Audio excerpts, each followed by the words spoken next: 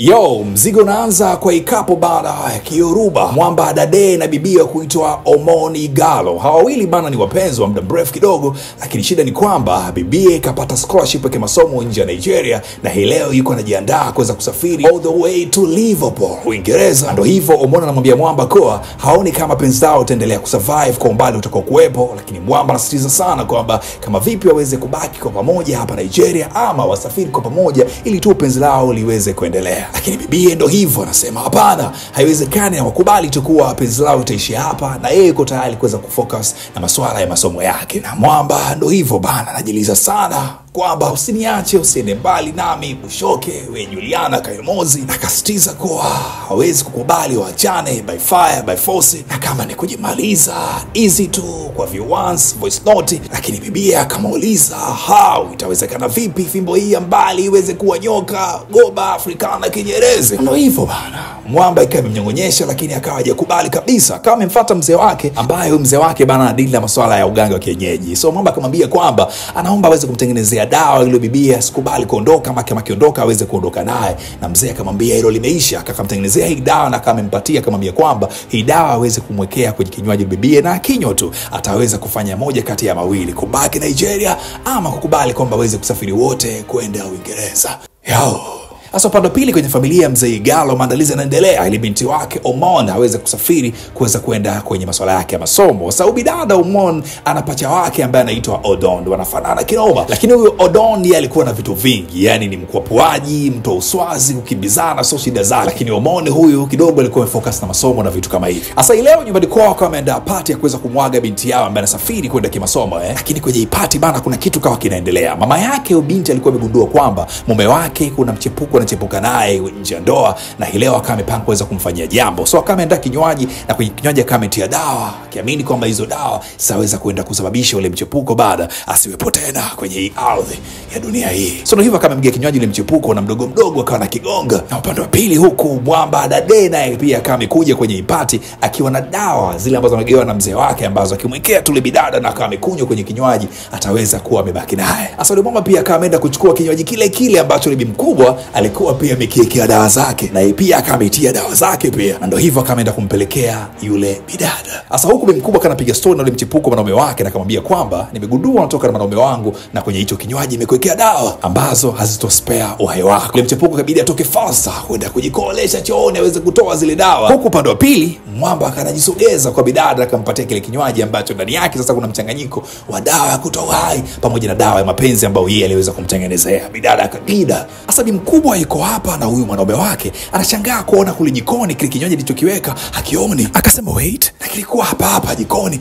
amechukua nani? Ndio hapa kuangaza, kumbe kiko mkononi kwa mtoto wake bana Omon na kigida. Ikabidi fasa aweze kwenda kutoka kumpora, lakini kwa bahati mbaya tayari ishakuwa too late, mwanae ameshakunywa. Sasa kati mambo yanaendelea kuna Mwamba pia kama ameingia bana, anaitwa Jaja. Hujaja kuna pesa na mdai yule pacha wa Omon. Sasa kuingia toka amekamata Omon na kumwambia Odon kwamba kama atapata pesa zake leo basi huyu dada yake hapa ataweza kumalizana naye, bila kujua kwamba mtu ambaye kamkamata hapa tayari ndani kwa ndani zile dawa zinafanya kazi ambazo amekiwa kwenye kinywaji, na tayari akawa ameanza kuishiwa power.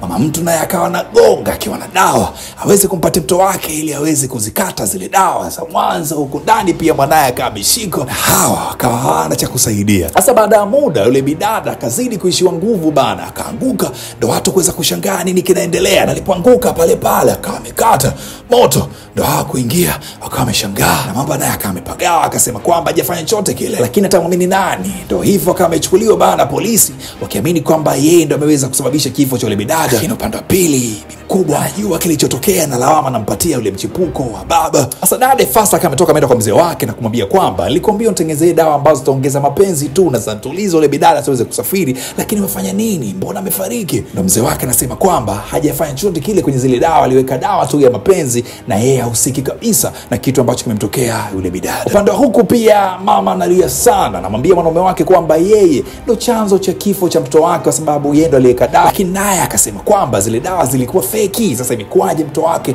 ameweza kufariki huku aliyemwekea pia na akawa amekunywa kwa maana mchepuko pia mpaka leo ni mzima. Ndio hapo bana mzigo ulipoanza kuchanganya nani amehusika na tukio. Ni Mwamba, lakini mzee wake anasema zile dawa zilikuwa za mapenzi tu, so huenda labda ni huyu Maza, lakini Maza pia anasema dawa zake zake zilikuwa feki. Sasa nani au Jaja? Lakini Jaja pia anasema hakumfanya chochote kile cha kuweza kutingisha uhai. Nafikirisha, inakwaza, ikawa inachanganya kinoma.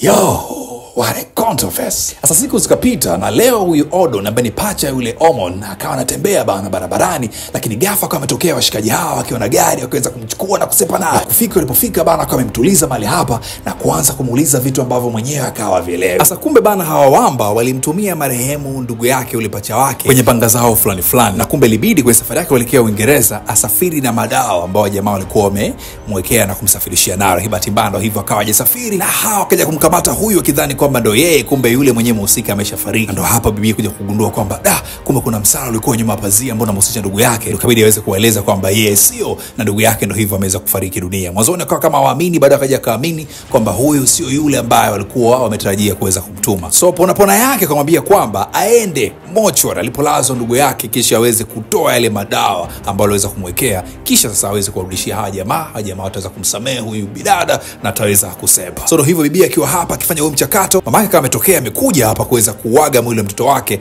na ndio hivyo akaanza kuwa anazungumza nao huo mwili kiamini kwamba ni mwili wa mwanae, kumbe ni mwili wa pacha wake yule marehemu na sio yeye mwenyewe. So kama sikia vitu vingi hapa kwa bibi mkubwa, ikiwemo kujua kwamba kumbe bibi mkubwa wake ndiye ambaye alimtilia mijidawa ndugu yake kiasi cha kuweza kupoteza uhai. So alipotoka hapa moja kwa moja kama ameenda kwa yule mshikaji wa kuitwa Jaja ambaye msala ule wa kifo cha ndugu yake alikuwa amepewa yeye. Akaenda kumwambia bana, nachafahamu kila kitu isipokuwa hapa niko na madawa ambayo ilibidi ndugu yangu aweze kusafirisha, so tuweze tukayauze tuweze kupata mkwanja, kisha madeni ambayo tutadaiana mimi na wewe tuweze kumalizana hapo. So washikaji pia akaanza kumsaka bidada ambaye anahusika na wale madawa. Wakati upande wa pili bidada anafanikiwa kuyauza, ndio hivyo zile pesa kama enda kumpelekea bibi mkubwa wake na kumweleza kila kitu ambacho kinaendelea behind story mpaka kuweza kuondoka uhai kwa ndugu yake. And of course kifo cha ndugu yake pia kisababishwa na yale madawa, kwa sababu aliweza kupasuka kiasi fulani tumboni. Ndio hivyo mkubwa kama kataa kuchukua ile mkwanja kwa sababu ulikuwa sio mkwanja halali, na bidada ndio hivyo akaamua kubeba na kuamua pia kusepa, kuhama kabisa Nigeria, akaanza maisha eneo lingine. Yo, mzigo ndio huo bana, na pia unaishia hapo. Unaitwa Say You Die All The Way kutoka nchini Nigeria.